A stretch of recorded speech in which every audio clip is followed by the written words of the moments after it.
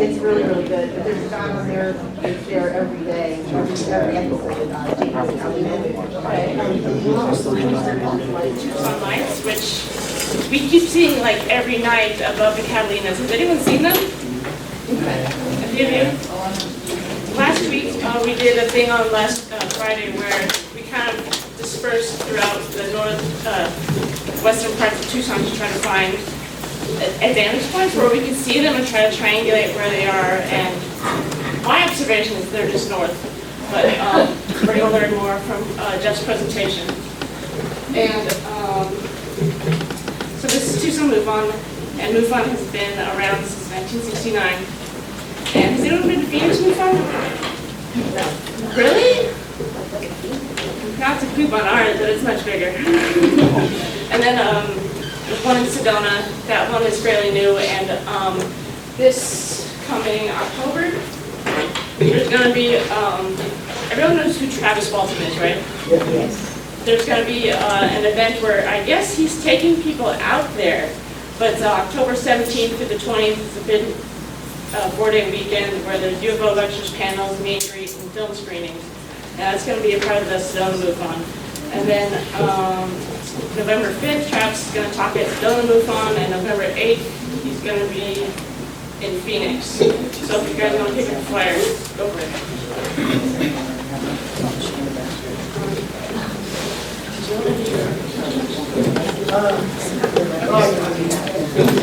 I didn't want to leave it around. Okay, so this is Jeff Bullwine, and please welcome him back, because we're glad to have him back.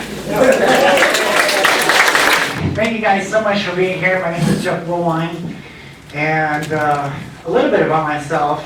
So I was born and raised in Phoenix, Arizona. I've been seeing these things in the sky ever since I was a kid. And this is what made me go on a hunt, on a quest to find out exactly what was going on.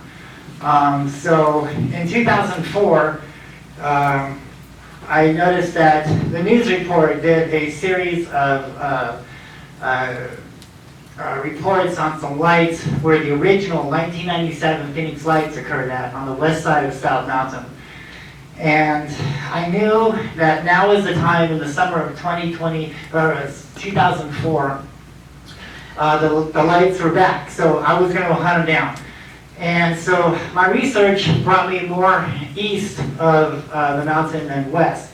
So I decided to move to the east of South Mountain in Phoenix. And then I saw these lights almost every night. I was seeing all these lights hovering over this one area, and we'll talk about that here as the show goes along. And I did about 4 or 5 news reports that summer, and the end result was we're all seeing flares here in Tucson, in Phoenix. And I'm like, no, those lights are right here in the valley. They're next to South Mountain. So in 2005, I decided to move to South Mountain to check out where these lights were hanging out at, and also to see if I can get some day sightings. Well, when I moved in the January of 2005, I moved to South Mountain, and lo and behold, I started seeing day sightings. I would see this black orb fall out of the sky and seem to land on the mountain, and maybe about an hour later, another object would leave South Mountain.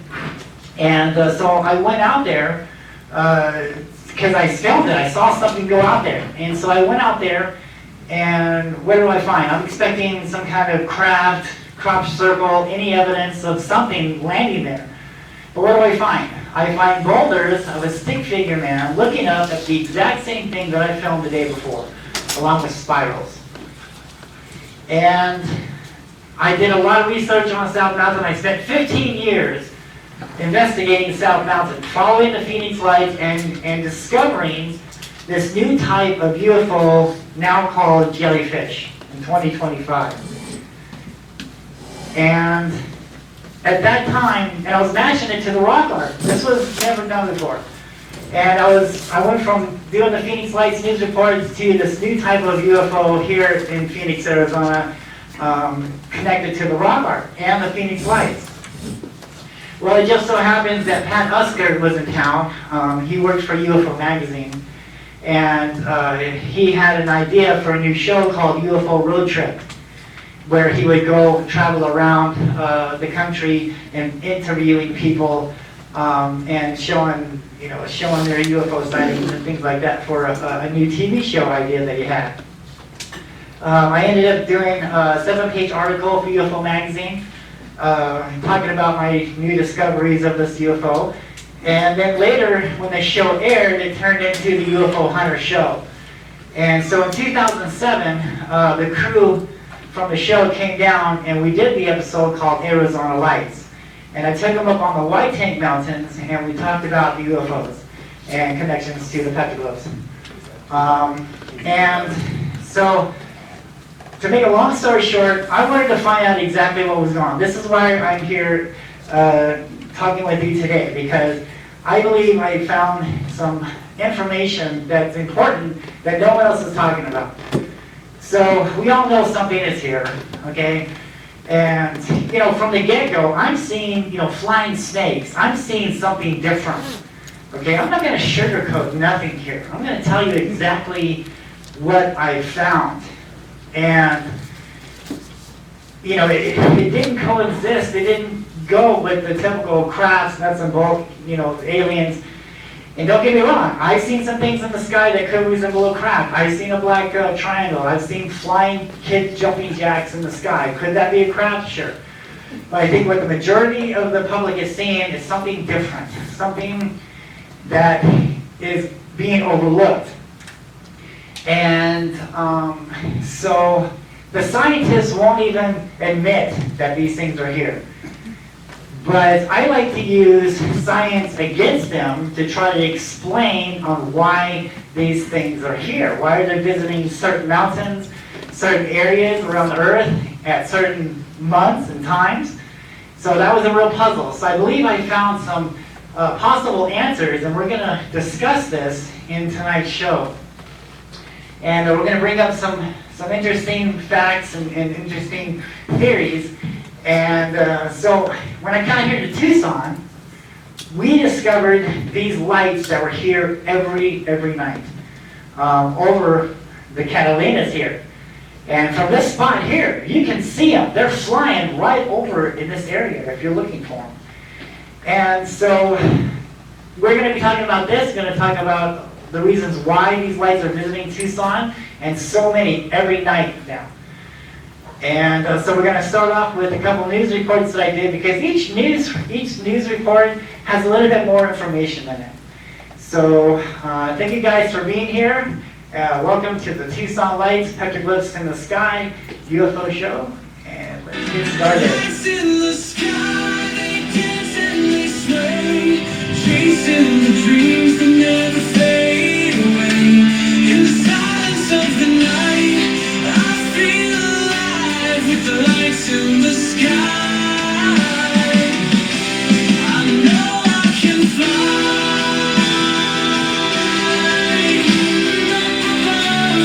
The lights in the sky, promise of love. In the tapestry of night, we're never alone with the lights in the sky.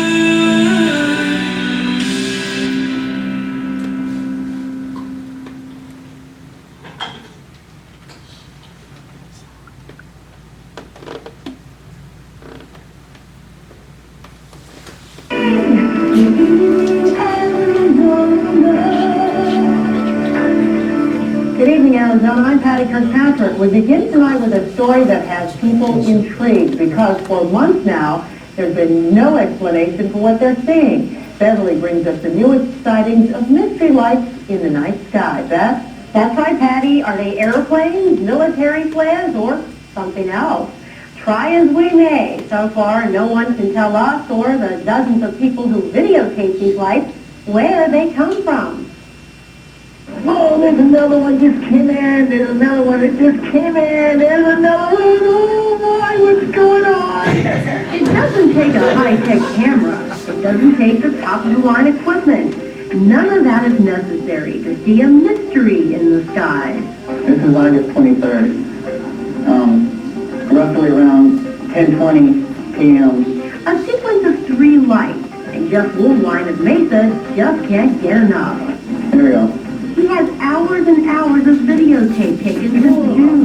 Friends and I would go out every night to hopefully catch a glimpse of these things and to videotape them and document them. They start early, sometimes getting nothing at all.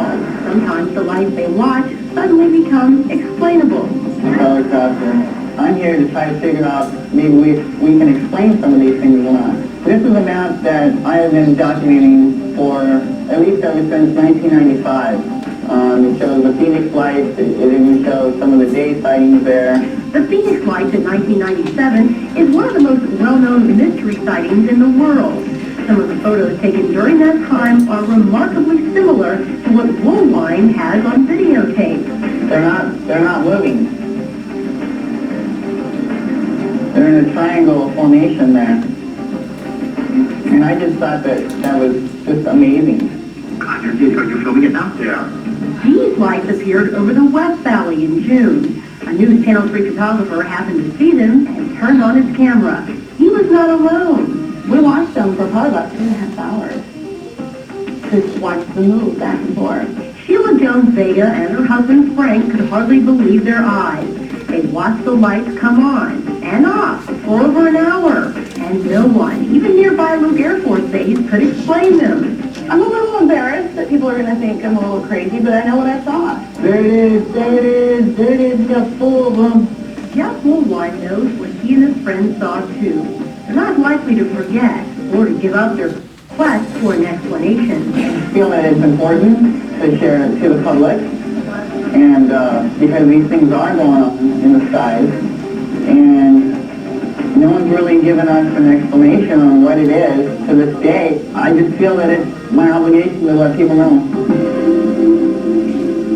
Now there are some at Davis-Monthan Air Force Base in Tucson who believe these lights might be flares from their fighter jets on training missions over the valley. This month their pilots will be very active in the Phoenix skies, so keep your eyes peeled for the comparison. Carved into these mountain rocks are ancient clues that the Hohokam Indians may have seen UFOs more than 1,000 years ago. Is there something about this area that attracts these objects? Pat meets Jeff Woolwine, a UFO researcher at the foot of the White Tank Mountains. These hills are riddled with petroglyphs, rock art carved into the landscape primarily by the Hohokam, a Native American people who lived here from 200 BCE to 1400 CE and then mysteriously disappeared.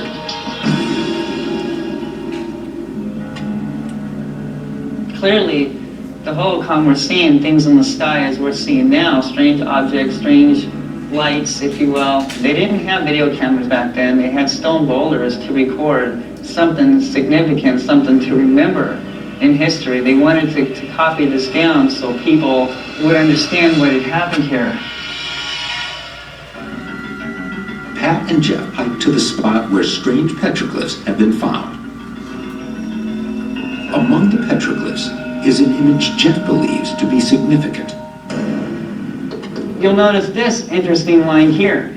It has a black hair, a black hair, a black hair, and a line. In today's world, what we like to call them is barbells. Barbell-shaped UFOs, like this one videotaped over Phoenix on January 24th, 2005, are well known to modern researchers. It's possible that local tribespeople were inspired to record their own sightings on these very rocks nearly a millennium ago. And when you say barbell, you mean a barbell-shaped UFO? Barbell-shaped UFO, correct. Years ago, the Phoenix Lights captured world attention, of course, and opinions are still varied. Just put that down right there. Are still varied on what exactly they were. But a number of people believe that the objects seen in the sky that night have been with us for centuries. Beverly shows us records that some of Arizona's earliest residents left behind. These UFOs are out here, man. I want to find them. Perhaps no one spends as much time on skyward mysteries as Jeff Woolwine. But when these lights come on, it's like somebody with a switch on a wall. Boop. Here we are. The Phoenix man has hours and hours of videotaped airborne objects. He's convinced They're connected in some way to South Mountain. South Mountain has been a chalkboard of UFO sightings and reports for thousands of years.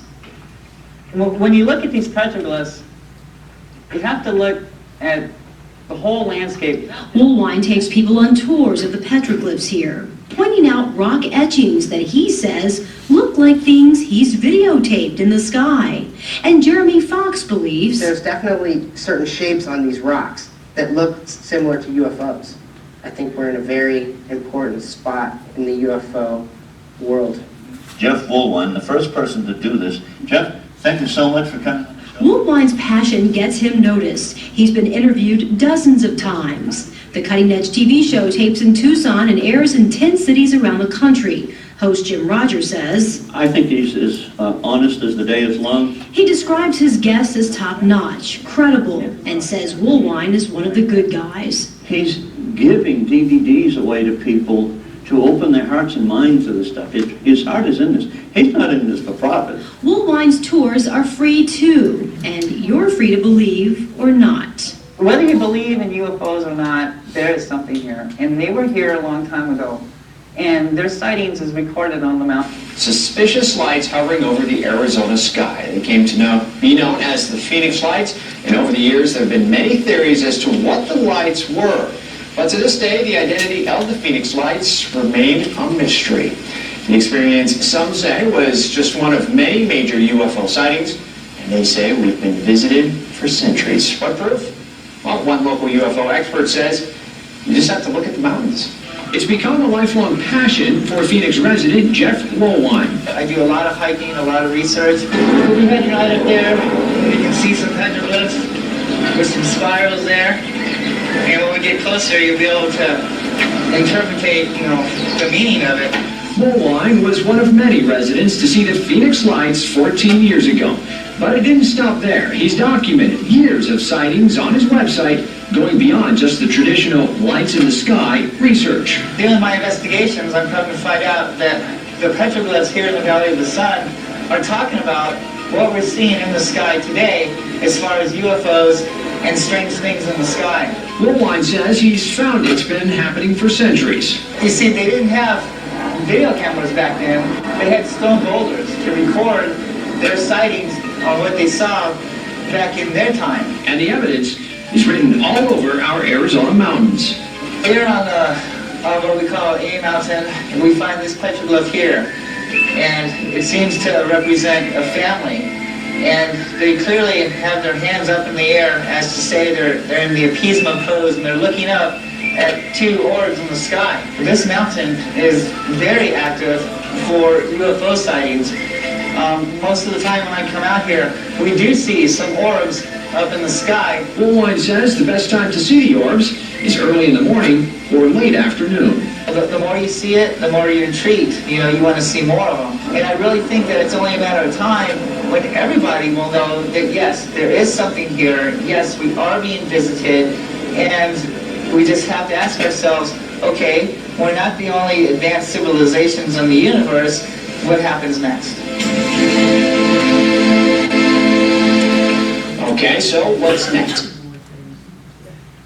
So when I was filming these lights in 2004, and I had every there almost every night, they were hanging over a major area, right in this area here. They were always showing up right in this area. Sometimes they would move in, move over this certain spot, and just hang there for the longest time.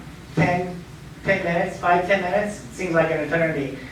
And they would just sit there and hover over this spot. And so, I was intrigued. I was like, what is out there? Why are these lights, every night visiting this certain area? What is so special about this area? Here's another look at it. These are just a couple of examples of these lights in 2004. These are the exact same lights as the Phoenix Lights that occurred in 1997. These lights are always going on. They're always out there. You just got to know where to look and what to spot. And once you see them, then you will. This was from Mesa Community College, where I was sitting at. So let's get an idea of what we're looking at. So this is South Mountain. I'm watching the lights here, and right here is where the lights are happening at. So what's in that area? What's so special? What is drawn? What's going on here? There's a power plant. These lights are hanging right over this power plant.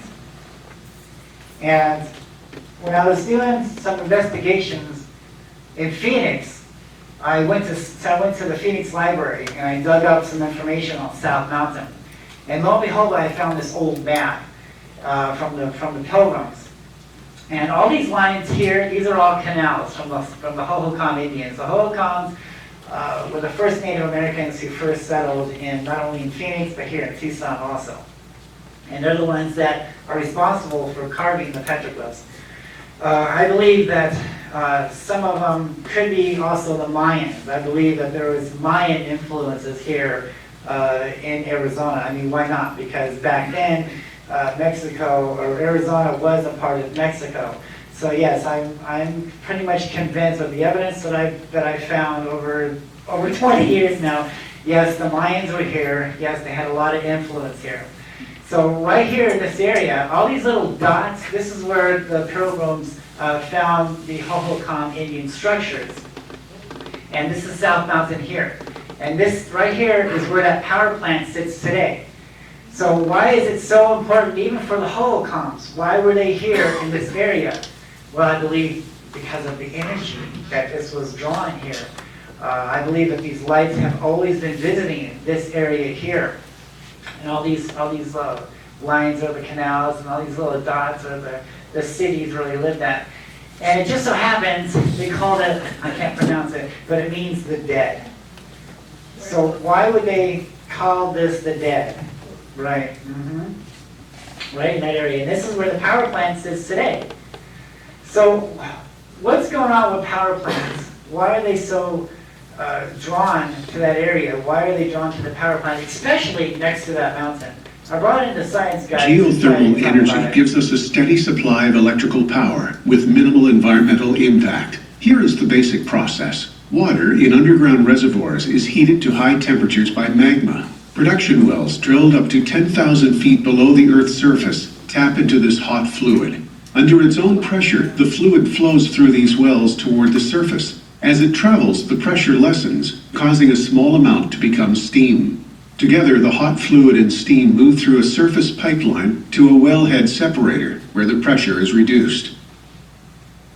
Here, most of the fluid vaporizes and flashes into high-pressure steam. Any fluid not flashed into steam moves to a standard pressure crystallizer to produce standard pressure steam. Remaining fluid is then flashed at a lower pressure to create low-pressure steam. All steam created in the plant is sent to a turbine on site. The force of the steam spins the turbine's blades, which turns a shaft connected to an electrical generator.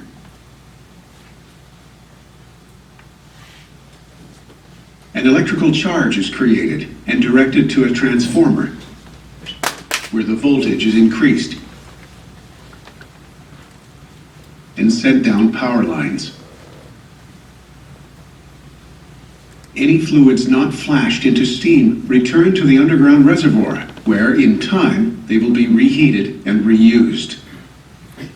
So geothermal energy, fault lines are often associated with geothermal activity, which can be tapped for energy. Geothermal power plants utilize heat from the Earth's interior and also found near tectonic plate boundaries. So this is the reason why that power plant is sitting just off of the mountain there, because it's tapping in to that energy. I believe that's the whole reason why these lights are visiting South Mountain in Phoenix, also the mountains here in Tucson, is because of the energy from not only the fault lines, but some other energy that's happening as well.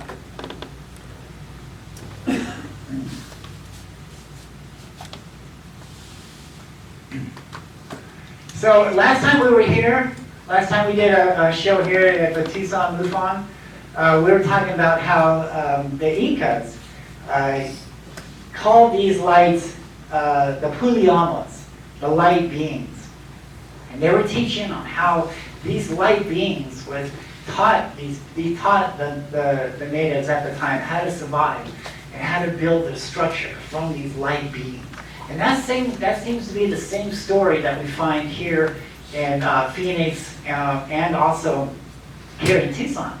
Is the story goes, when the Holocaust first arrived in this area, they didn't know how to live. So the spirits of the earth and sky came down from the sky, up from the ground, and they taught these people how to live. In return, they worship these things as gods. So we're going to take a look at what happened last year with these lights hanging over the Catalina's, but actually they're really over Mount Lemmon, and we're going to get into that a little bit later. But you're going to watch the film that I was filming last year of these lights, and I want you to notice the time and dates, the time stamps and the date stamps, and try to understand how they're moving with different times and different places. The Uaps, the Tucson lights.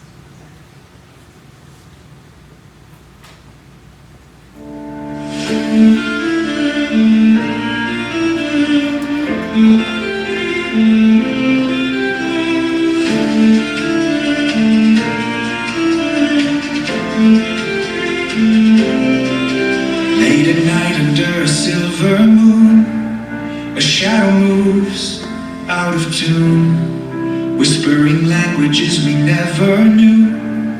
Behind a mask they're hiding in plain view. They blend with the laughter, move with the sound. Invisible footprints on familiar ground. A flicker of light in the corner of sight. Gone in a moment, swallowed by the night. They walk our streets, wear our skin. In your office or your next of kin. They smile just like you and me, but there's something there we cannot see. Are they friends or enemies? No one really knows. Watching us, learning us, blending with the flow from the mountains to the cities. There's a secret code. Aliens among us on a journey yet untold.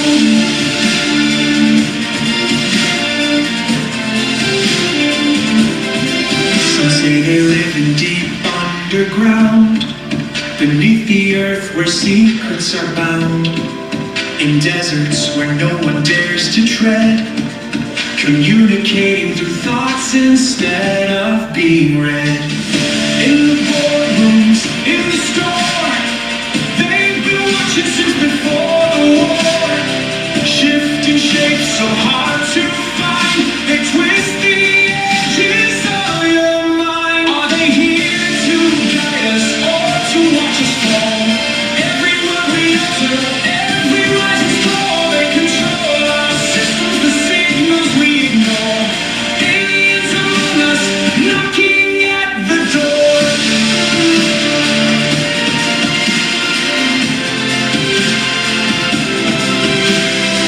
They've taken our image like a well-crafted disguise, but you can see the truth if you look in their eyes.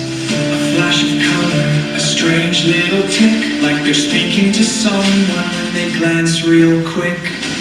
They're in the crowds, they're in our dreams, in the whispers from your TV screen. A glitch in the pattern, an echo that won't fade. Is it them or the fear that our minds have made?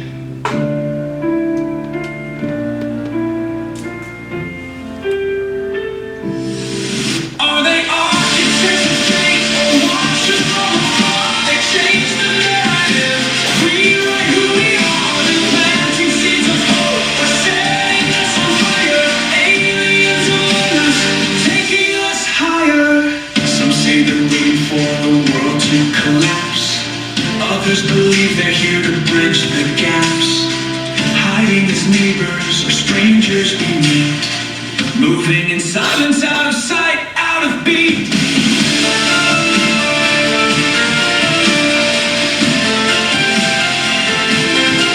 What if they're scared of us?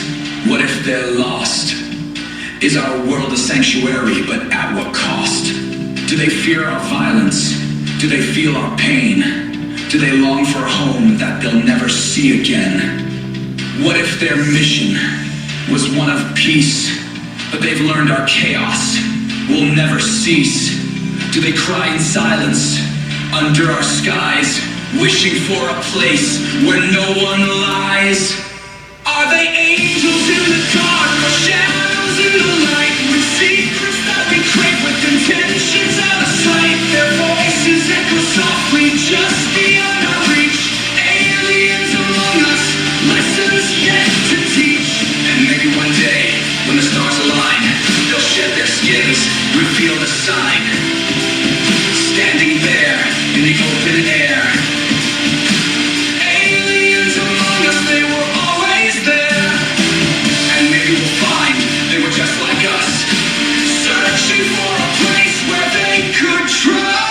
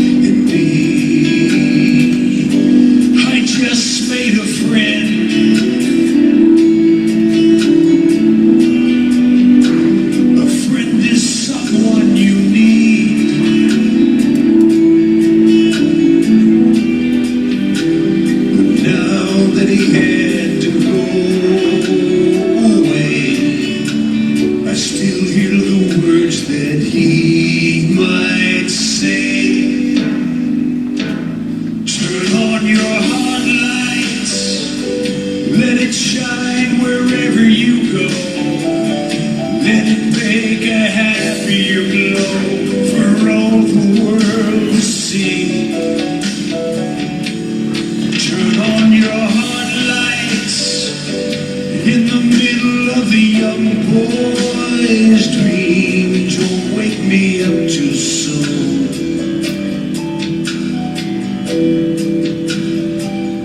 Gonna take a ride across the moon, you and me.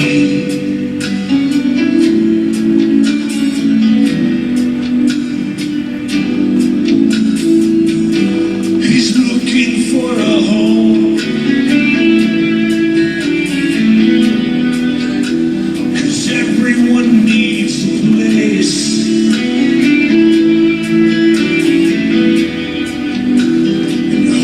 Most excellent place of all, and I'll be right here if you should call me. Turn on your hot lights, let it shine wherever you go. Let it make a happier glow for all the world to see.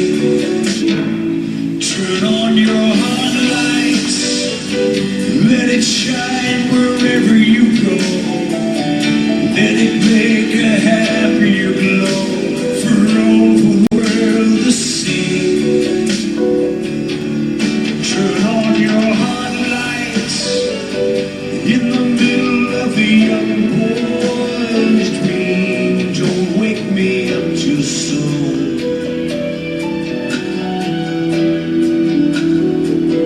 Gonna take a ride across the moon, you and me.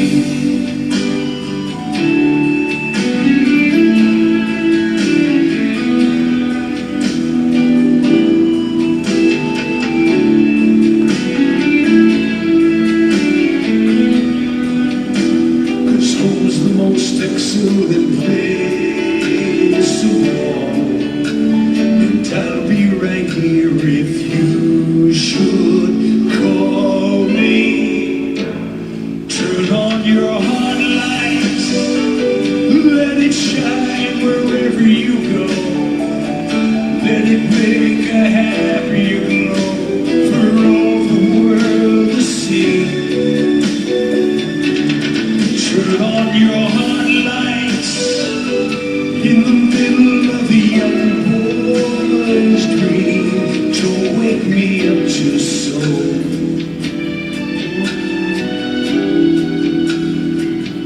Gonna take a ride across the moon, you and me. Turn on your light now. Turn on your light.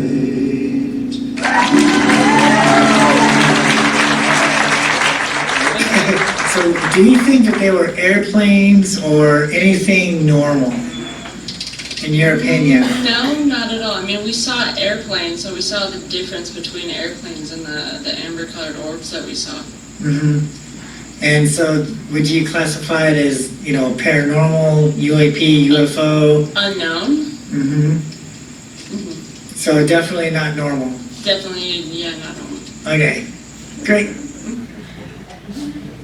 Yeah, so after you know, I was filming these things every night, you know, I had to call a parent and say, come look at this, you know, verify what's going on here. Up until now, I have over 5,000 sightings. Okay, that's a lot of UFOs here, folks. Over a year and almost a half now, right? They are here every night. And you can see them right out here. We're going to talk about that here in a minute. But who else is watching? There's other people out here watching. And I like to call it the war of concealment. So in 2004, when I was filming those lights over the power plant, there was airplanes up there circling, okay? These lights would come in, airplanes, zoom in after them. And I'm like, wow, cool. Someone is investigating them too. Someone's, wow, someone's really, fascinated with me and they're watching them. They got a better view. They're up there in the airplane.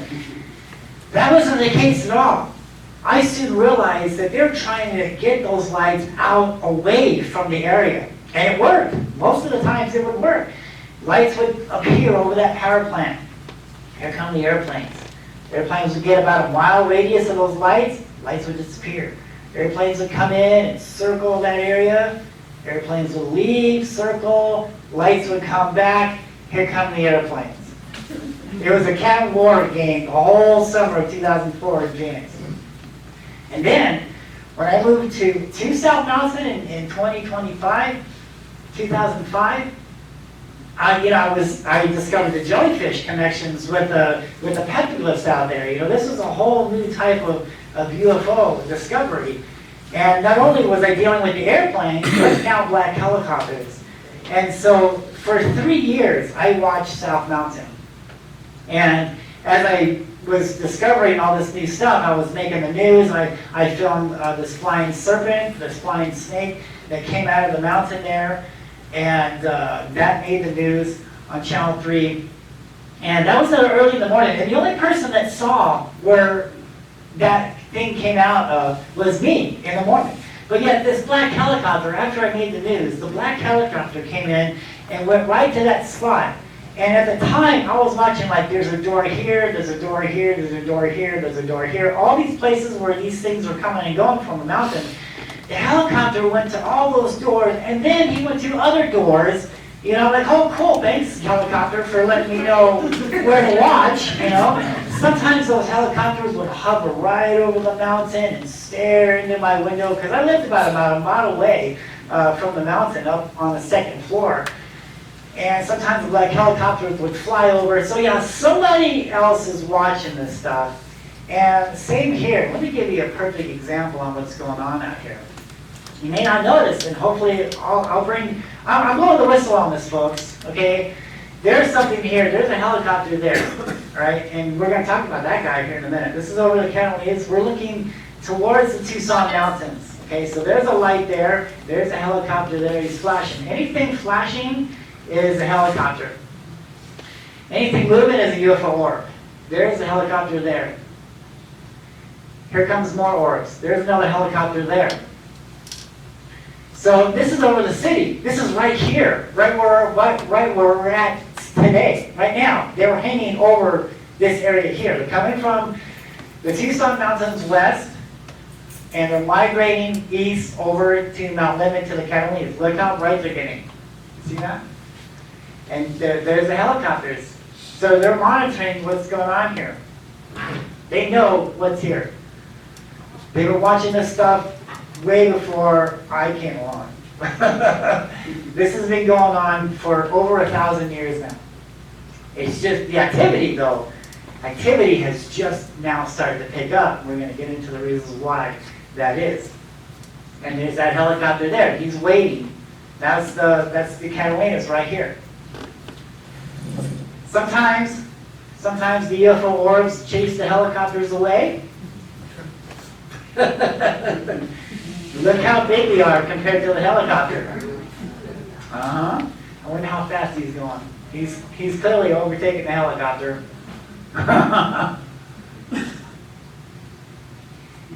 And then sometimes the helicopters chase the orbs away.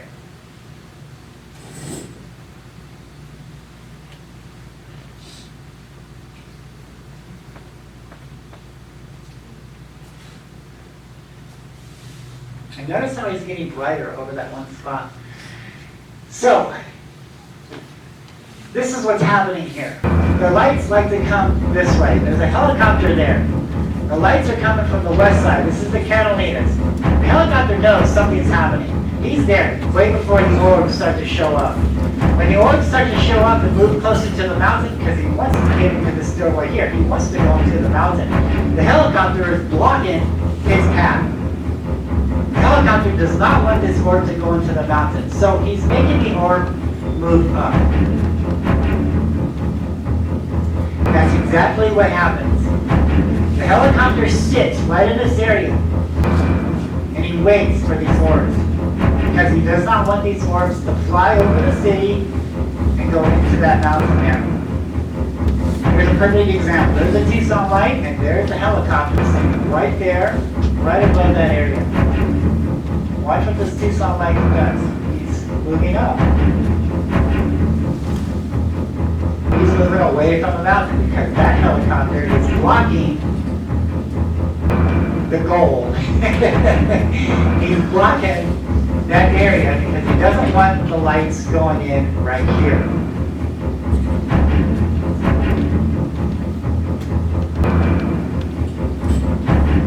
But, of course, when the cat's away, the mice will play.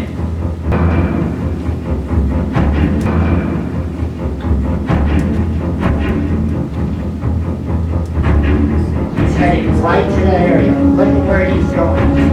He's going right to the Catalina's west end door. Look at that. So he's going right into the mountain there.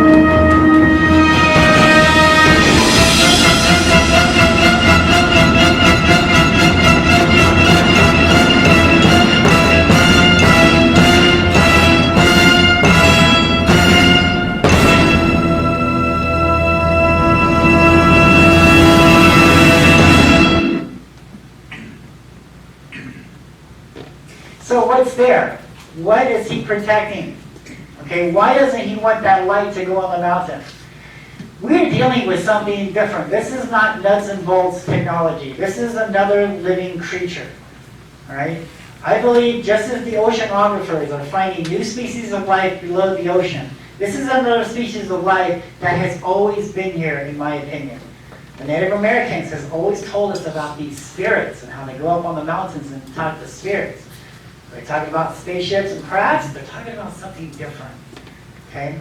These things has the capabilities of going into the mountains. You just saw it. You saw that video. You saw how he came out of the Tucson mountains and he went right into that hill there. When you walk out in the parking lot, you can see it right there. What is he protecting? Why is that helicopter hanging around right here? It's because look at the houses here. You see that? He does not want that light to come this way and go right over those houses because all those people will see it. And they're huge. Those lights are huge, right? You can't miss it. There's the houses. There's a closer look. And then right in the middle, that's the emergence point. That's where they're going, right in that area there. So before we go any further, we got to look at the petroglyphs. What does history talk about? In history, the Native Americans saw these orbs too. They saw these things in the sky. They actually interacted with them. They communicated with them. They taught them secret incantations, secret ways that man was not supposed to know about. And this is on Mount Lennon. When we look at this carving, we can actually see the canyons here, the mountain canyons, and all these orbs above the canyon. So this isn't anything new. These lights have always been visiting this mountain, I believe, for the energy. And I love it on how they include the art in with the rocks. So here you can see an orb, and look how he's coming out of the stone. So in order to understand the petroglyphs, we must look at the whole landscape. This is the reason why sometimes when we see the petroglyphs that are high up on cliffs, is because the artist wants the viewer to look up. He's telling you, I saw something in the sky, so what better way to carve it in the sky? So we have to look up to see it. That's the whole reason why most of these carvings we see up top is because they saw it in the sky there. And what better way to carve it in the sky? So this is Phoenix, and we can see on how there's orbs above these people's heads. It's like a family, and they're kind of like in the worshiping pose. They're like worshiping these orbs here.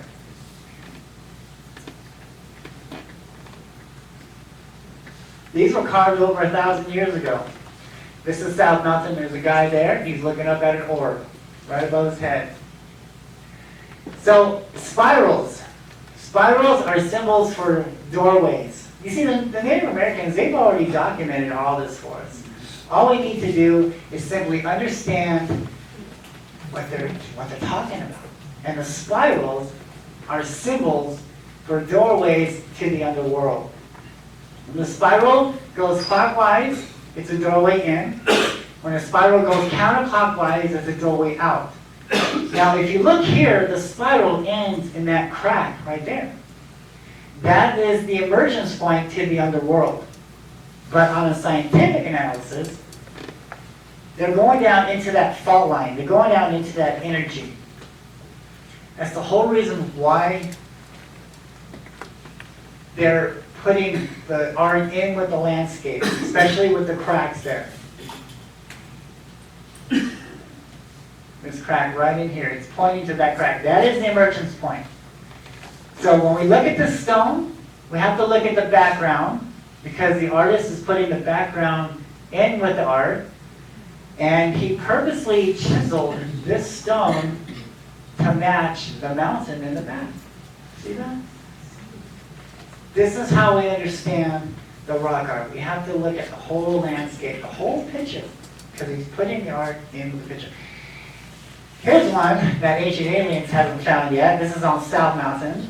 As a matter of fact, you know, before the UFO Hunter show came around, there was no UFOs network, UFO TV shows on TV at that time. There was no Ancient Aliens or Skinwalker Ranch or none of that. Pat Uskert was the original idea maker to get these shows going. And Pat told me that after my show aired on Arizona Lights, on my work on the Phoenix Lights connections with the UFO, with the petroglyphs connections there, he said that inspired the Ancient Aliens TV series. Not only that, but the Skinwalker Ranch. So this information, this work that I've been doing for over 20 years is the main information, is the source, the main source to all these TV shows. Because no one's talking about the energy, okay? No one's talking about, you know, like the Mayans here in the Valley of the Sun, here in Phoenix. And this is my favorite one. Look at this. We have a man, this is South Mountain. A man with an elongated head, like we find in Peru.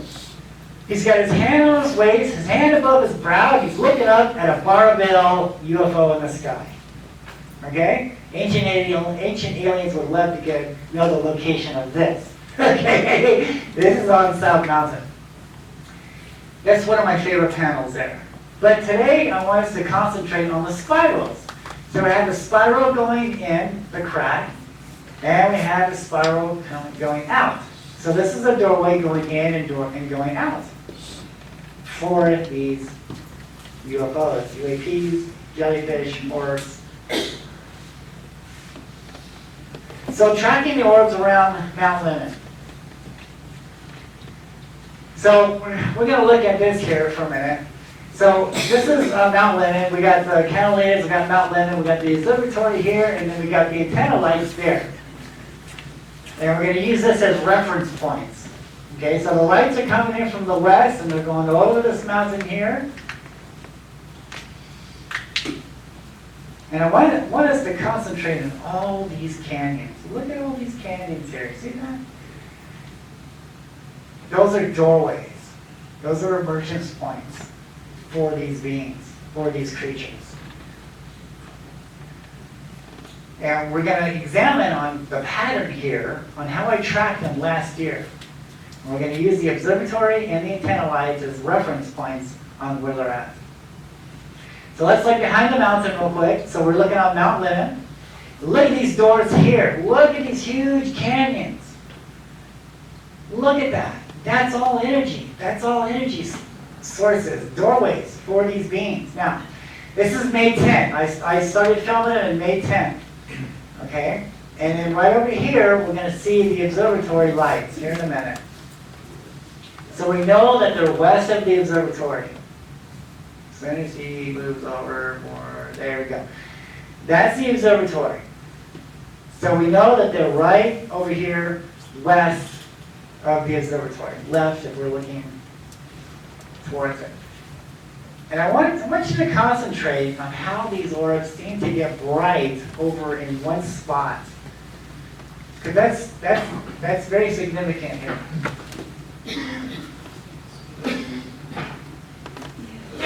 Look how they're fading away. So they come in from west to east. Some of them do come from east to west. They crisscross in the sky. That's always fun.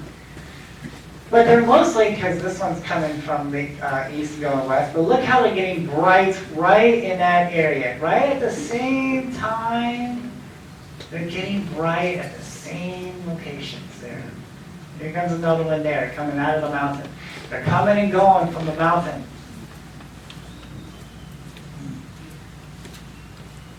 And they have the capabilities of absorbing themselves into the stone. This is not what we've been taught for over 80 to 100 years when it comes to UFOs. We're thinking crafts, aliens, technology.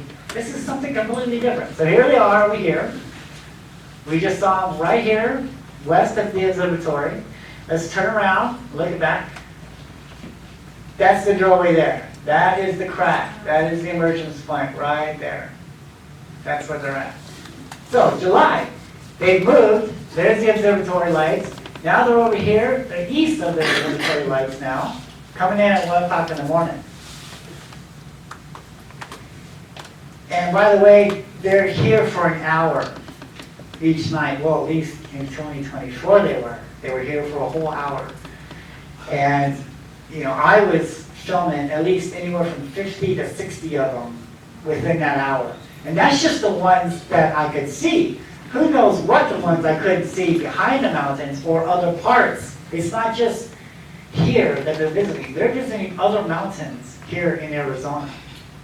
So they're right here now. We turn it around. So right in here, this doorway here, this crack here.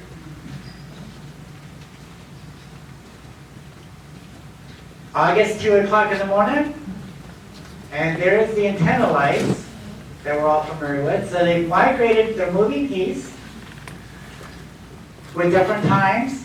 So like that whole hour, they move all the way to the next month. We'll get into that here in a few minutes. But they're migrating east with different months.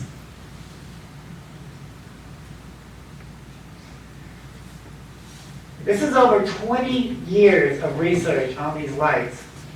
And this is just some possible ideas, answers on what's going on here. So they're right in this area here. And we're going to turn it around. So right in this area here, there's crack here. So they've been changing, they've been moving from west to east. Okay, we are here at the September side, the spot where I like to call September. Because we've been watching the lights ever since May. Go ahead and pan over there and show them what we've been talking about. So we've been seeing lights in May on the west side of the Catalina foothills, but they're actually coming and going from behind Mount Lemmon. But we see them over the Catalinas every month at different times of the months. So tonight we're going to be here tonight, and those lights should be right here. So we're going to have a very good vantage point on seeing them. And there they are, right as I predicted that they would be last year.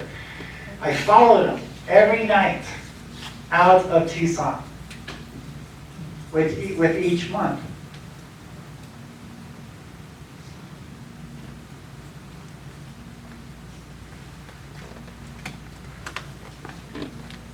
And I just think that it's just so fascinating that we are being visited every night. And I suggest if you guys are going to hunt these things to use night vision equipment because they're being stealthy. They don't want to be seen. The only time you can really see them is when they come in and they get real bright. And they're only bright for a few seconds, maybe a minute, maybe less. So you have to know what you're looking for. And the helicopters, the people that know what's going on, they're not saying anything about this. So they're right here. Oh, let's see, where are we? They're right here. Turn around, and now they're over here. From west to east, going over all these doorways, all these energy sources, migrating east. So September, And then we're following east, we're going over, and there's the Recon Mountains right there. And in October, they're coming in at 3 o'clock in the morning. Continuing to move east, away out of Tucson.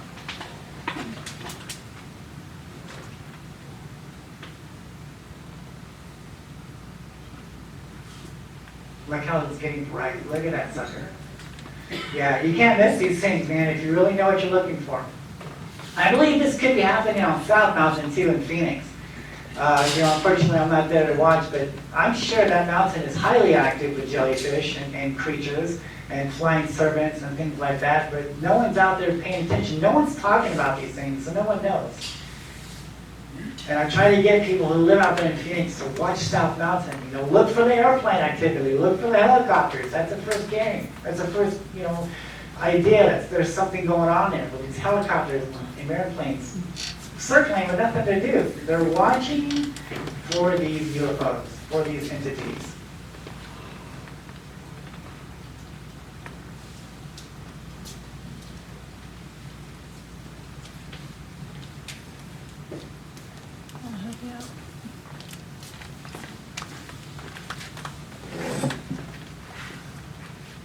Look how they get really bright. Look at that.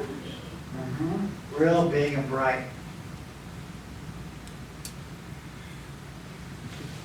So they're following the sun with different months. And as the sun goes through its cycle, May, July, October, all over these fault lines here. And they're changing times and directions as they go over the fault lines. So here in May, June, all the way until December of the equinox. That's how I track them, from west to east.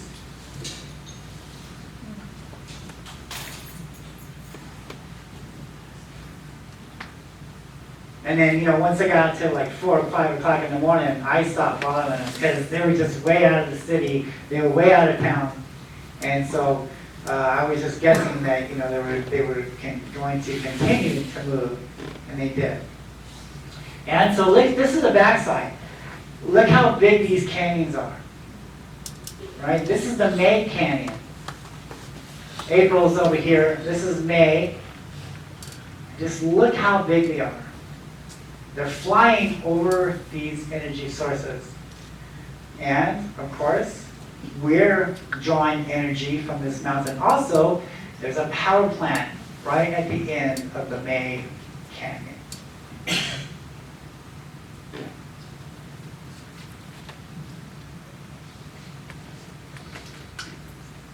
Going in the mountain, real quick. So this is what I'm talking about when they're going in the mountain. This is on Sabino Canyon. Those of you who have seen this hill here. One night we were out there, and I want you to concentrate on this line here. This isn't a trail. This is like a rock vein. And I want you to look at these lights here. Look how they're moving along that rock vein. There's no cars up there. There's no bicycles. They're going along that energy spot, that mountain vein there.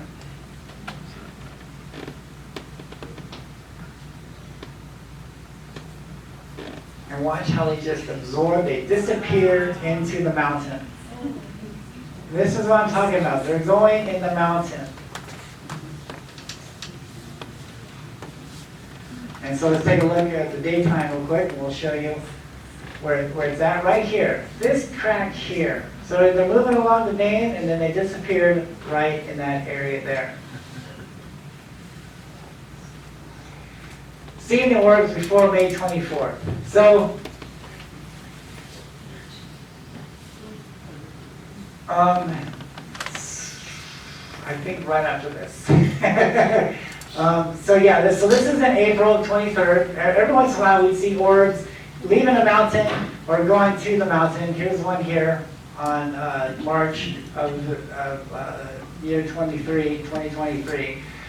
But I never saw them as much as in May. And so what happened in May? What happened? Why are we starting to see them so much in May? In May 2024, Earth was caught in the crossfire of one of the most intense geomagnetic storms in recent memory.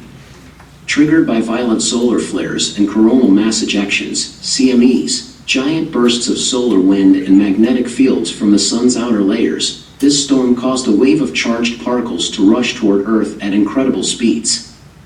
These particles, which travel at speeds of hundreds of kilometers per second, interact with the Earth's magnetic field, creating what are known as geomagnetic storms.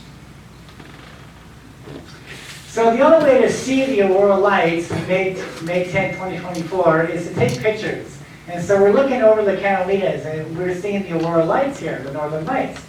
But I was noticing there was like specks in the middle of the photograph. So I'm like, what are these little white dots in the aurora lights looking past the Catalina's? What is going on here? What are all these little specks of light?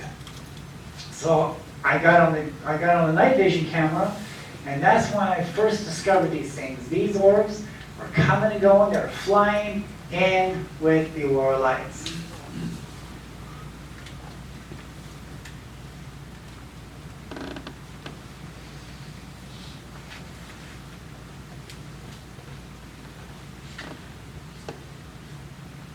So I believe that it had something to do with the solar storm.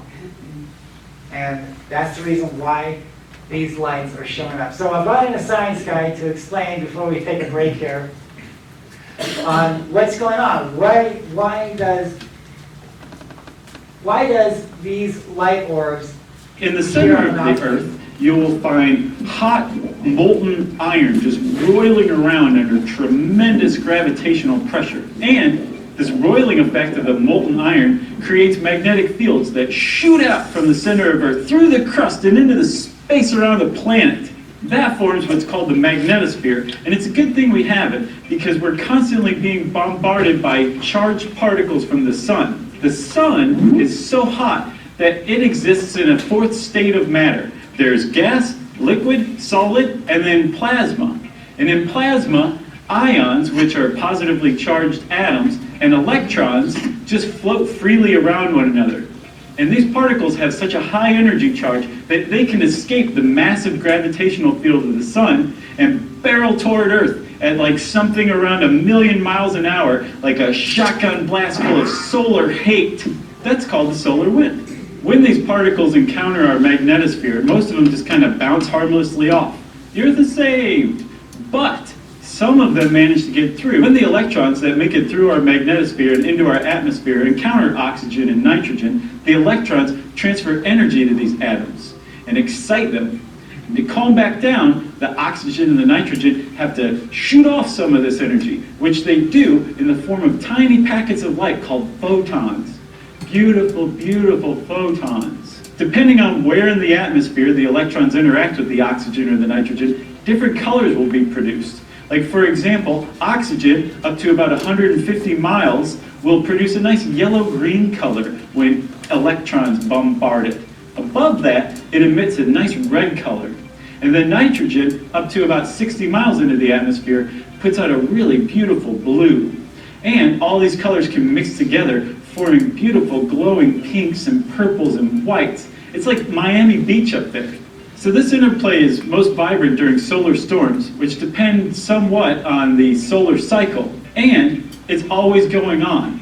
But the thing is, you can't see the northern lights during the day because they tend to be outshined by the sun. So these electrons and the ions and all these other particles from these solar flares are producing energy here in this area. So in combination with the fault lines, it's a lot of energy, and that's the reason why these orbs like to visit this area for the energy.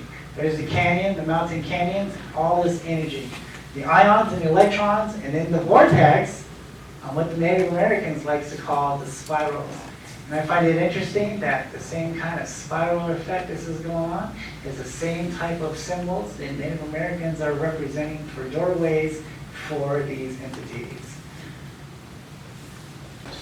Okay, so they're getting brighter over an area. And why is that? Why are they getting bright over a certain area? Ions and electrons is a type of energy particle that the sun is always putting here on the Earth. And in combination with the fault lines and the ions and electrons over these certain areas, such as these mountains with fault lines, I believe that these orbs are coming in, and when they get right over these fault lines, they're gobbling up these ions and electrons, and they get real bright. And then when their energy is full, when they have a full tummy of energy, that's when they move on. And then the next set comes in, and they're going over those fault lines with the ions and electrons, and they're gobbling up this energy, just like Pac-Man that we see gobbling the power pellets.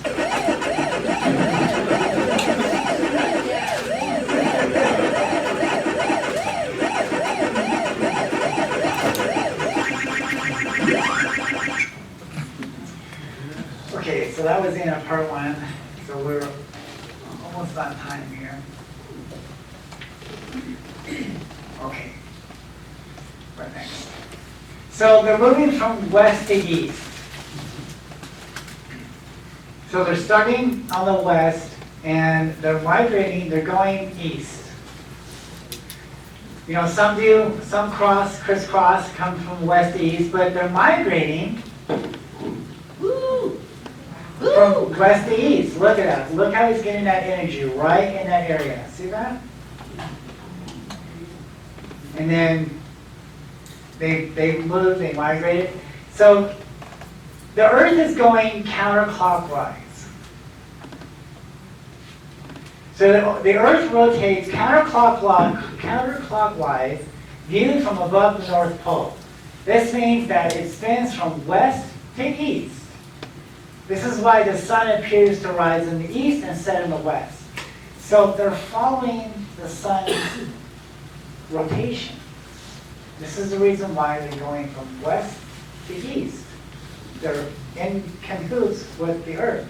They're going counterclockwise.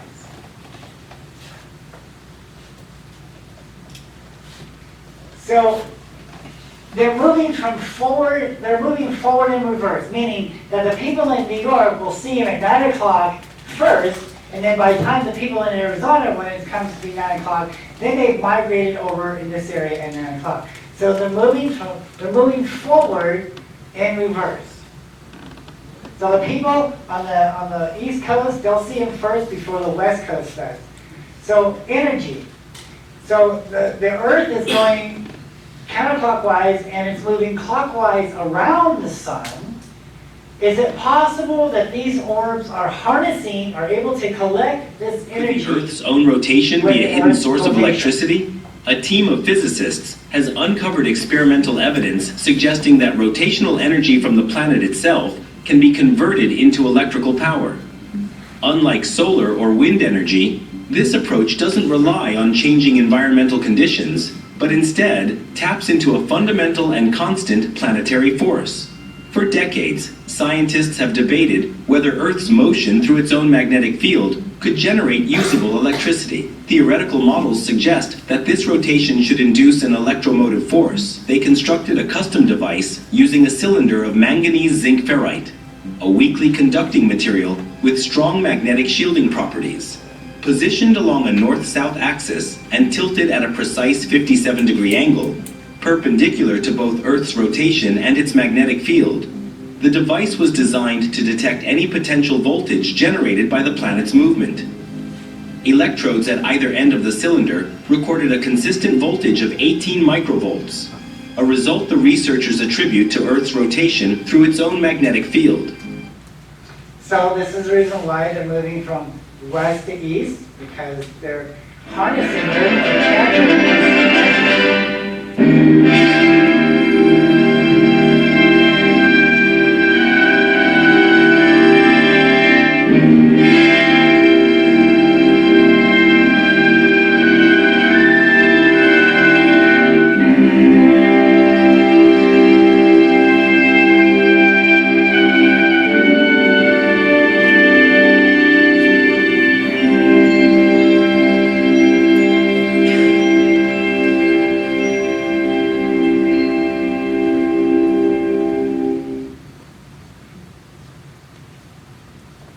cycle pattern with each month.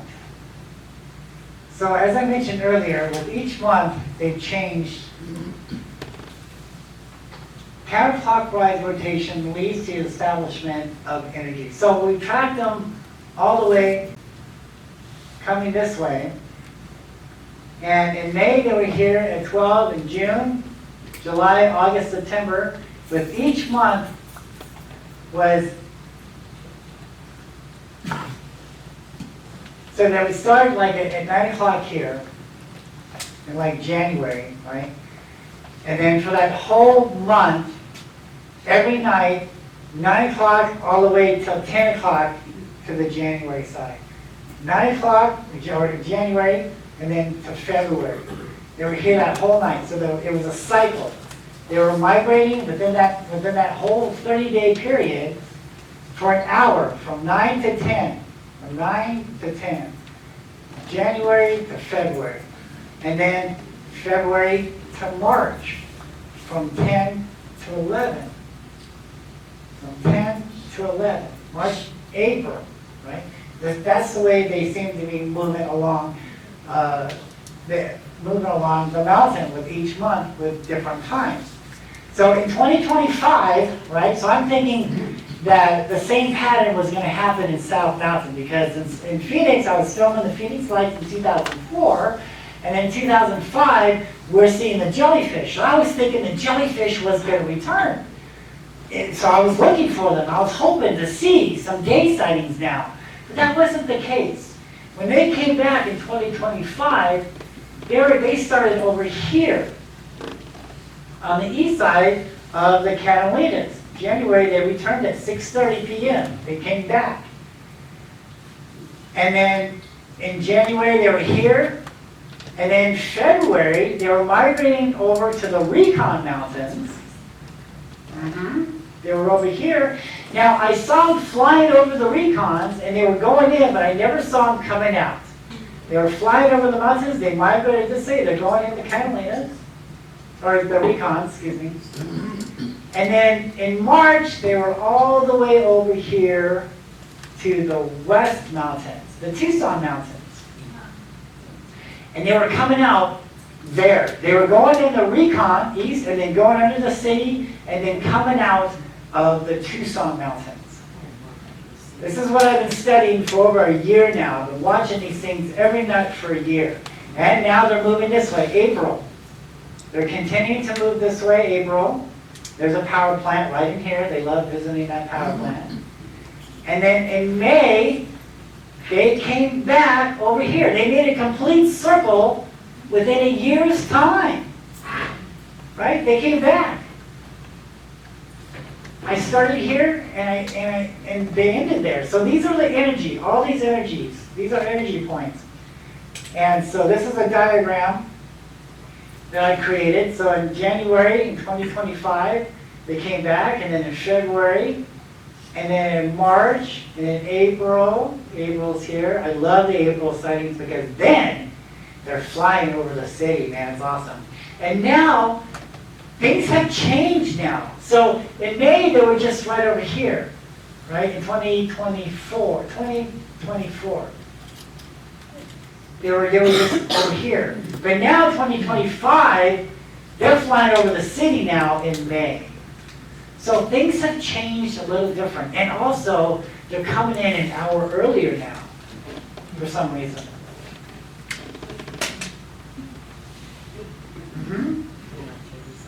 And so I did the scale here, and because they seem to be following the equinox and the solstice. That was a lot of timing here, a lot of information, and I made this little icon, this little diagram here, centering the equinox and the March equinox and the solstice here.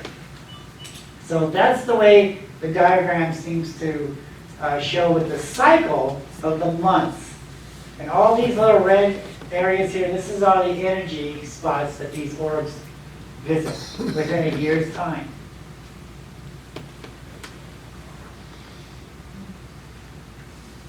So, and again, what happened? The pattern changed. in 2025. So instead of now, April 9:30, and they're flying over the city to May to 10:30 here. And they're flying over the city now, just like I just explained. They're flying over the city now. So what happened in May, again? The X 2.7 class solar flare that erupted on May 14, 2025, stands as the most intense solar event of the year, originating from sunspot region AR 4087. This flare peaked at 0825 UTC, releasing a massive burst of energy that traveled at the speed of light, impacting Earth's upper atmosphere almost instantaneously. Solar flares are categorized based on their X-ray brightness in the wavelength range of 1 to 8 angstroms. The classes A, B, C, M, and X represent increasing orders of magnitude, with each class being 10 times more powerful than the previous. An X-class flare, therefore, is the most potent, and the number following the class indicates its strength. An X 2.7 flare is thus 2.7 times more intense than an X 1.0 flare. Sunspot region AR 4087 had already shown signs of heightened activity prior to this event.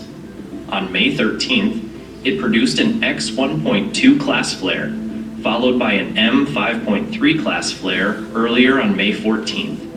These successive flares indicate a highly active region on the sun's surface, capable of producing significant solar storms.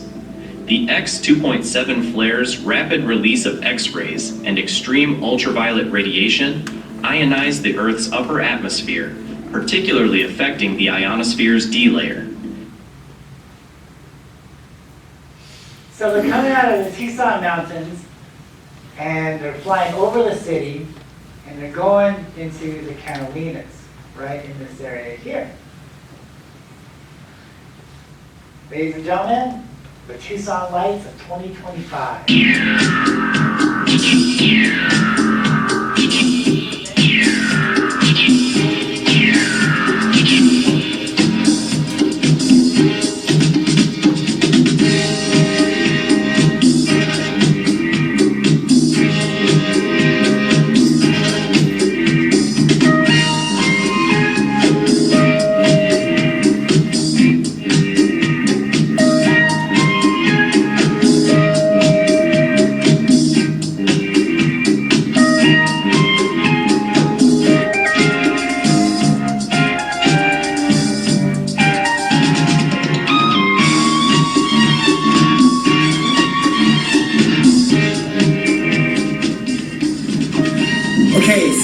We are at the west side of the Catalina Mountains, and I've been filming a lot of lights coming from the Tucson Mountains west and going right over here into this side of the mountain here in front of the Catalinas. Now there's been many times, there was one time that we were on the other side of this area here, and that's on that part of the rock, and we saw light come right over this area and go right into the mountain here. And if you notice, there's a crack right in between those two humps there, and that is the emergence point. That's where the Native Americans say the spirits come and go from into the underworld. But on a scientific analysis, they're actually going into that fault line. Now the fault line is what created this mountain. And this is the whole reason why these entities, these lights, are coming around in this area here. Because of the energy that this mountain, not only the mountain, but what the sun makes also.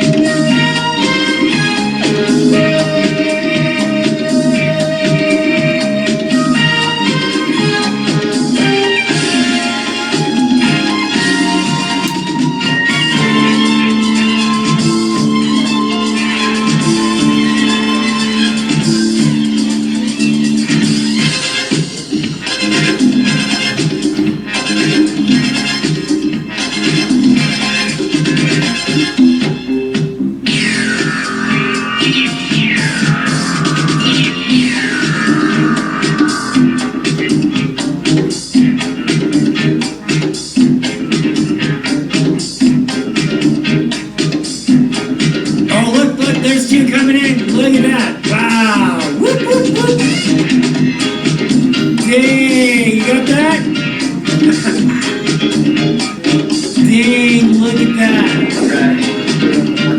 Wow, that's something. That is something.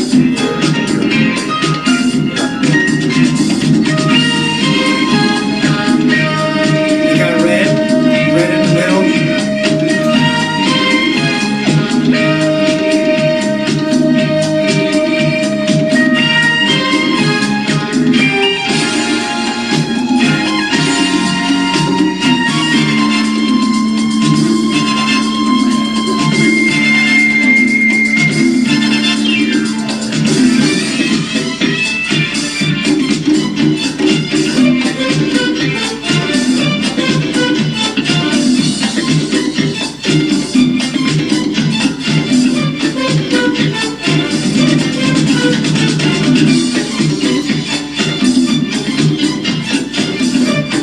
We need to figure out how to get him up with all these big UFOs. Yeah, right.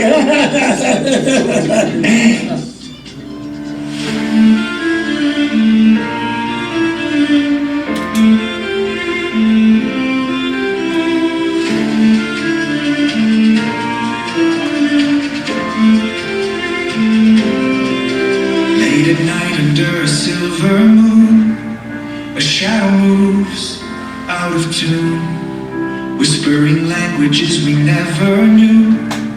Behind a mask they're hiding in plain view.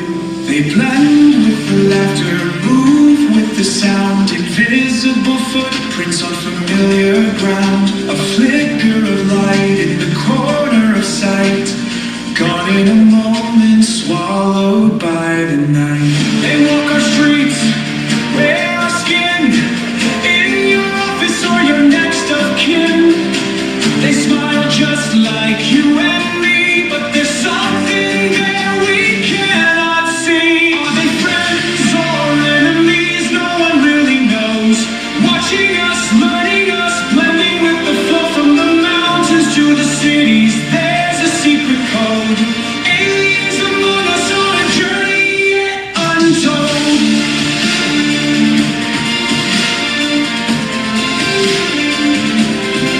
Some say they live in deep underground, beneath the earth where secrets are bound.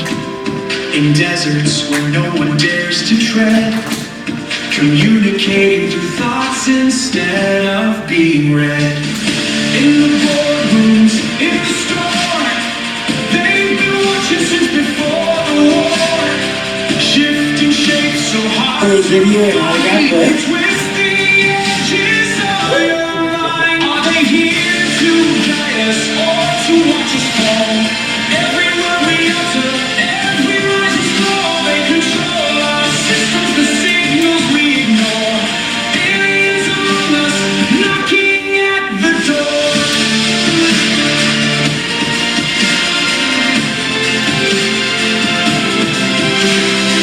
They've taken our image like a well-crafted disguise, but you can see the truth if you look in their eyes. A flash of color, a strange little tick, like they're speaking to someone when they glance real quick.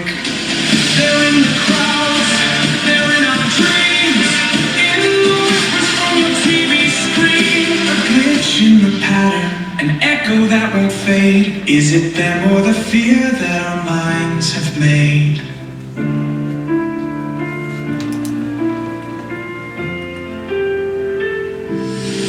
Are they architects of fate or watchers from afar? They change the narrative, rewrite who we are. They planting seeds of hope or setting us on fire. Aliens among us, taking us higher. Some say they're waiting for the world to collapse. Others believe they're here to bridge the gaps. Hiding as neighbors or strangers we meet. Moving in silence, out of sight, out of beat. From afar, they change the narrative, rewrite who we are. They're planting seeds of hope or setting us on fire. Aliens among us, taking us higher. Some say they're waiting for the world to collapse. Others believe they're here to bridge the gaps. Hiding as neighbors or strangers we meet. moving in silence, out of sight, out of beat.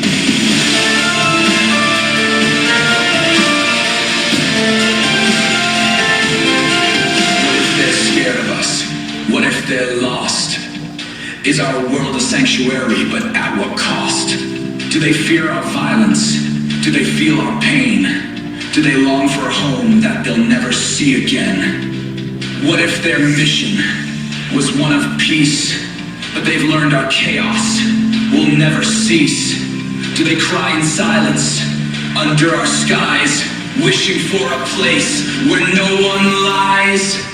Are they angels in the dark or shadows in the light, with secrets that we crave, with intentions out of sight? Their voices echo softly just beyond our reach. Aliens among us, lessons yet to teach. And maybe one day, when the stars align, they'll shed their skins, reveal the sign. Standing there in the open air. Aliens among us, they were always there. And maybe we'll find they were just like us, searching for a place where they could try.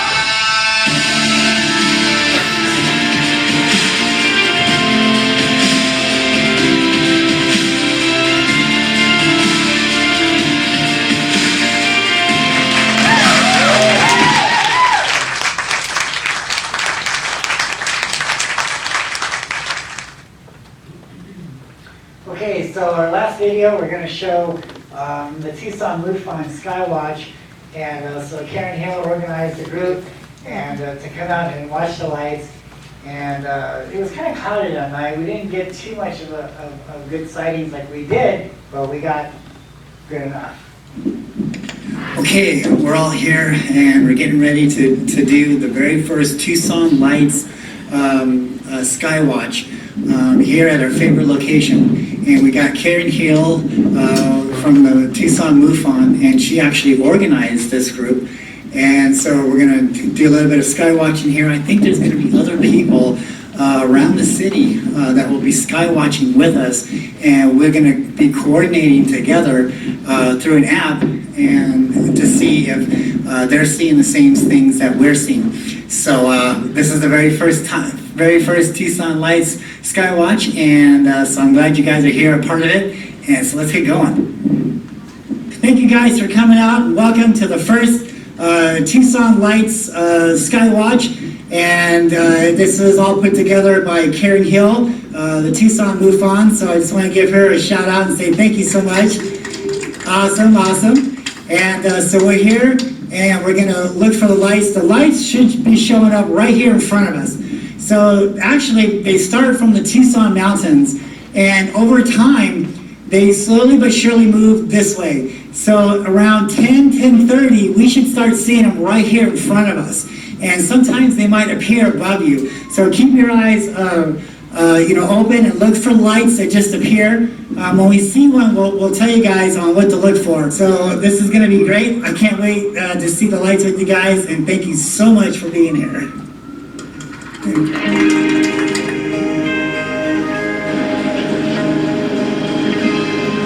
Yeah, there's one. Is that one? Yeah, I saw it. Just pointed to it. I got it. Where do you come from? Where are you going to? Skyman, when you're down to the field, me and my darling.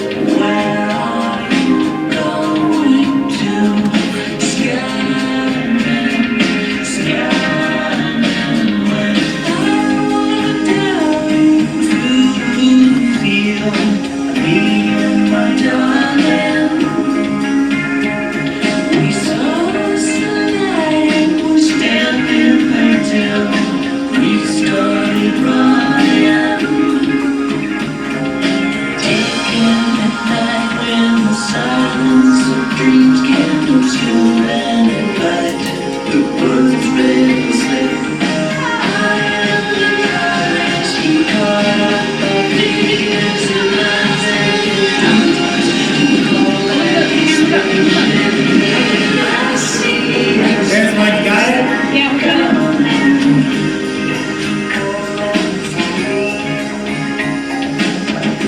I see us. There's one. It's coming from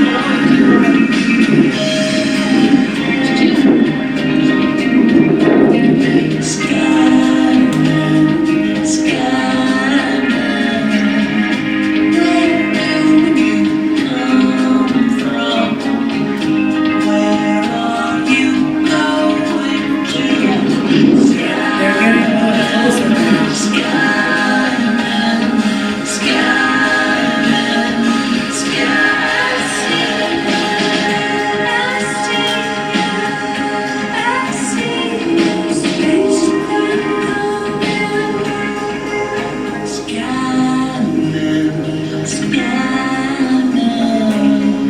where do you come from?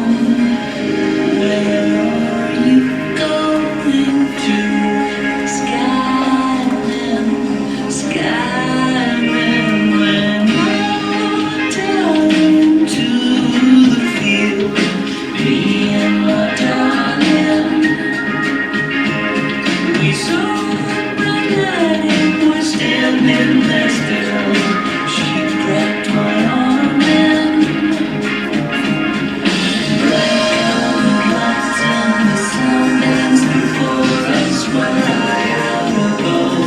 There's sound in a chorus, and I reach to go through the pulls and the holes in my mind as they go through colors. The time is here. I see a space light coming. It's coming for me. I see a headlight coming. It's coming for me. Skyman, Skyman, where do you come from? Where are you going to? Skyman, Skyman, when I wanna down through the field, me and my darling. Thanks, guys. We saw the sunlight and we're standing there till we started running. Taken at night when the silence of dreams can obscure and invite the birds red and slip. I am the goddess who caught up of the years and lies and doors to call that extinction. I see a space light coming.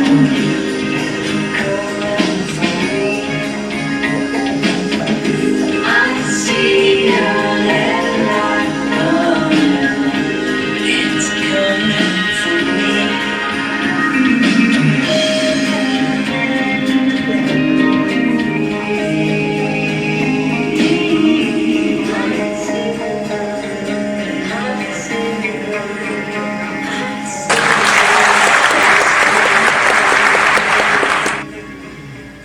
So, in conclusion, these things have been visiting us before. These things have always been here, especially in Earth's history.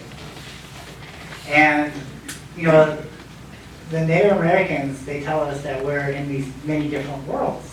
Third, fourth, fifth world. We're getting ready to enter a new world. Every time the world changes, every time we enter a new world, these things are here.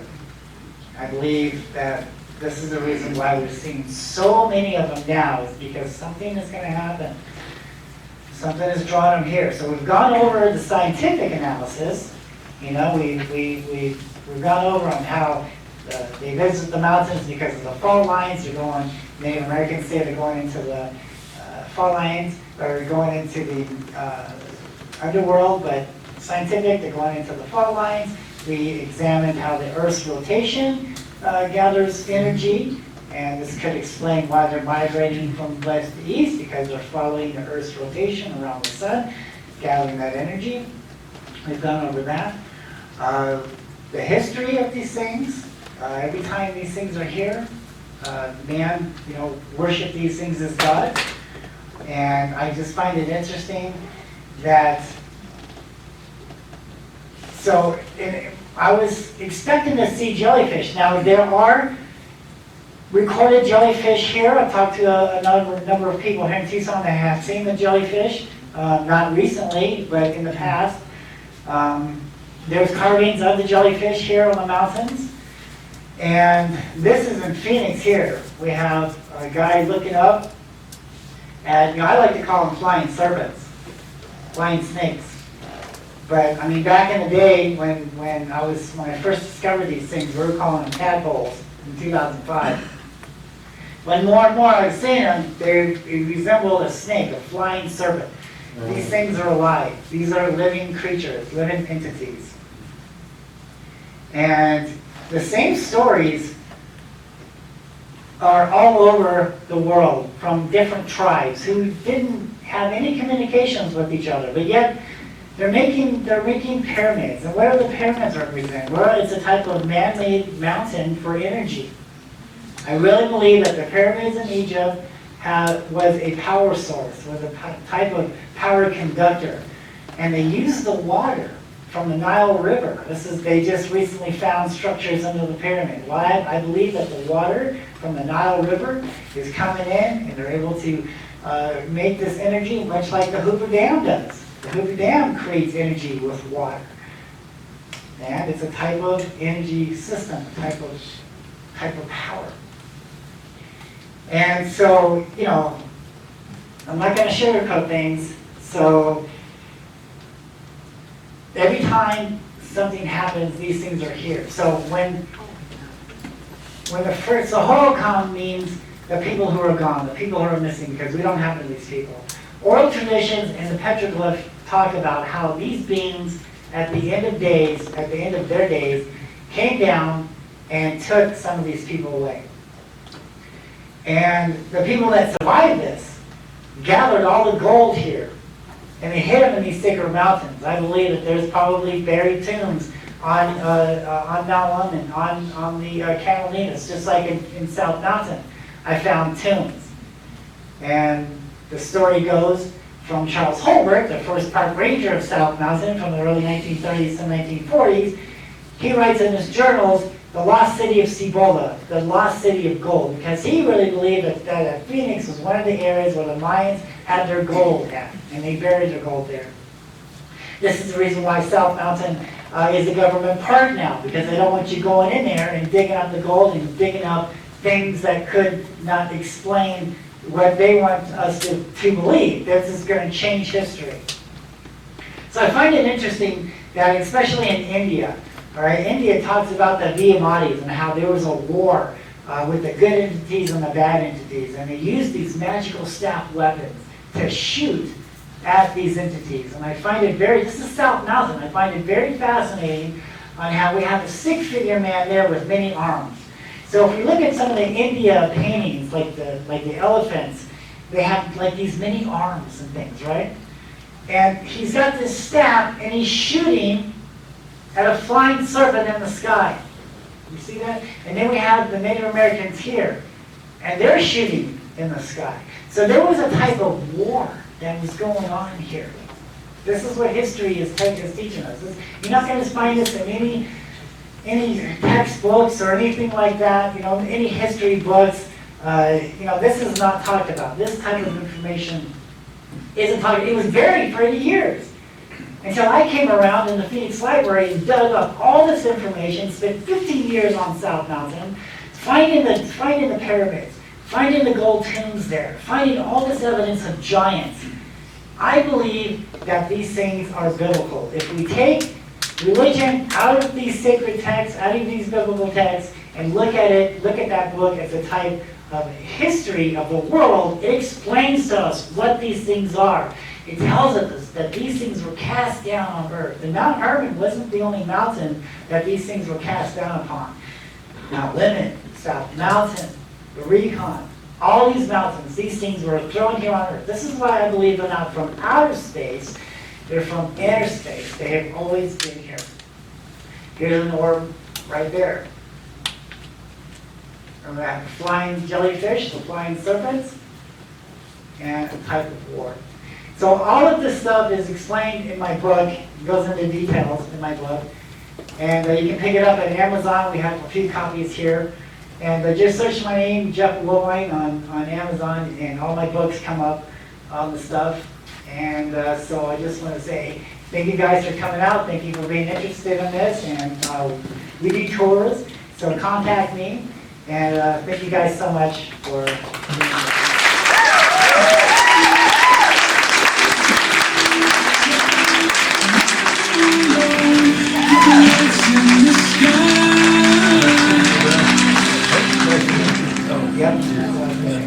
Are you willing to take one question? Yes, we have time. We have enough time to do questions, so I was kind of hurrying up on things. Yeah, we got a little bit of time for questions. Okay, go ahead. And it's once a month for free at the Kettle Restaurant. Same stuff, the same thing. You know, the Phoenix Lights 1997, you know, it's the same stuff. The only evidence we have of that, the lights on the west side of South Mountain there. And we have the lights here. So it's the same stuff, not only here in Arizona, but all over the world. Yes.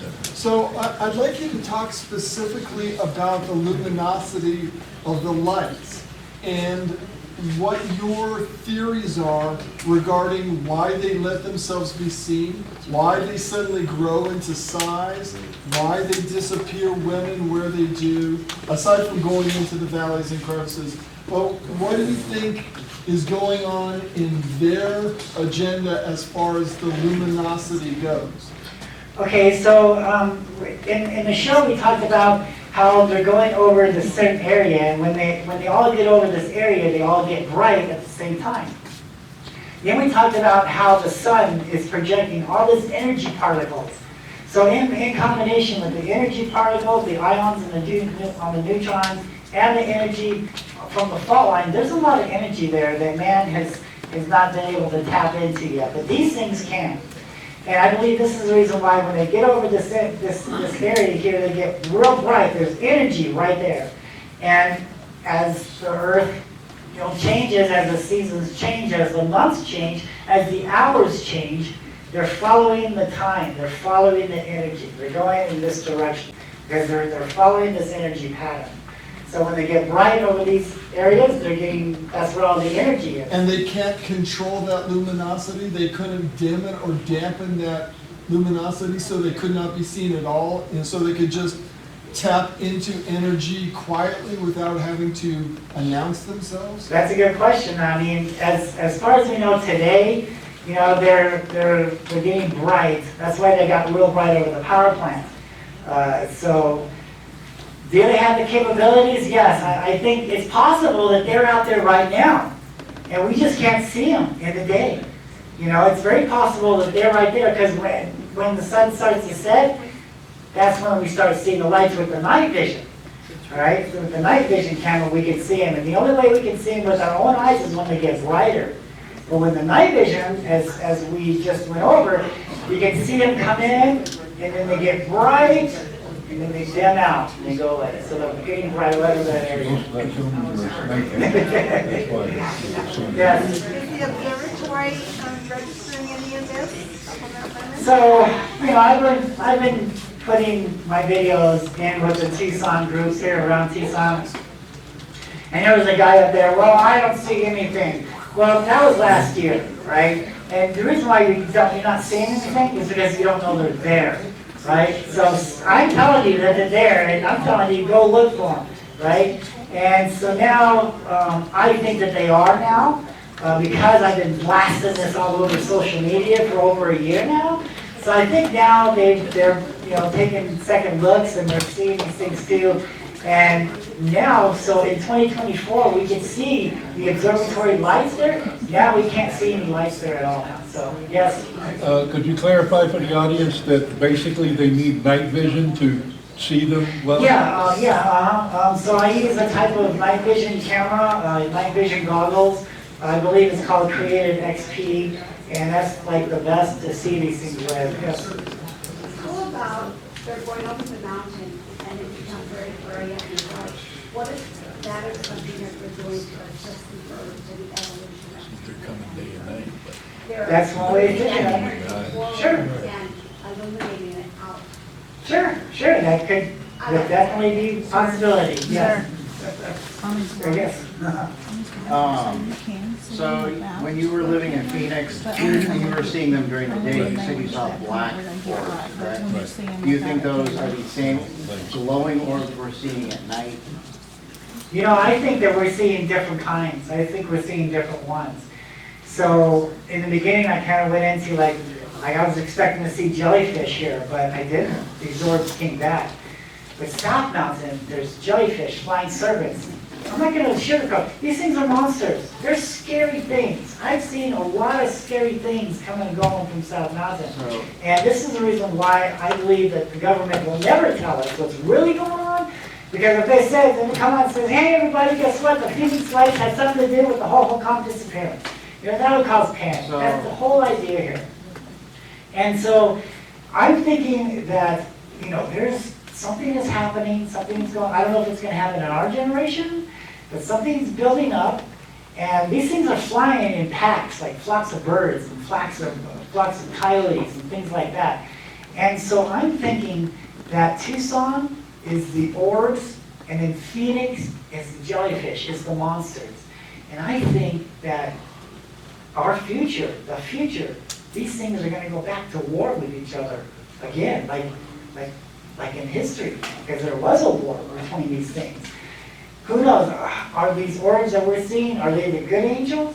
Or are they the bad angels? Are they part of what's going on? Are they part of the Nephilim over there in Phoenix? Are they part of the flying serpents and stuff?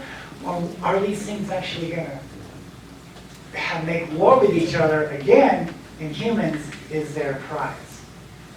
Have you ever done any infrared photography on them? So I've done experiments, yeah. So in 2004, when I was seeing the lights over the power plant, yes, I was doing different filters. And it was really cool. You can really see the energy that these things are producing out. So yeah, I've done some experiences with night vision cameras and filters, yeah. But yeah, I really think that these things are biblical, and this is the reason why they're not going to tell us what's really going on here. I think, like I said at the beginning, I think something is going to clash, something is going to happen. They're not making contact yet with us because we don't need them yet.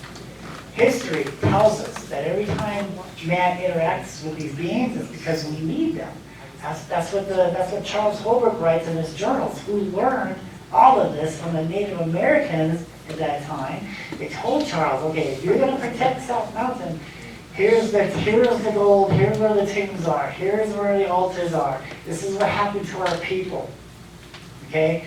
And this is the reasons why, they sealed up South Mountain, is because they don't want people going up there. Maybe all part of the story too with the Viamati is after the good ones won the bad ones, they buried their secret weapons in places around the earth because they knew eventually they would have to come back to earth, and we use these weapons to once again fight off these demons.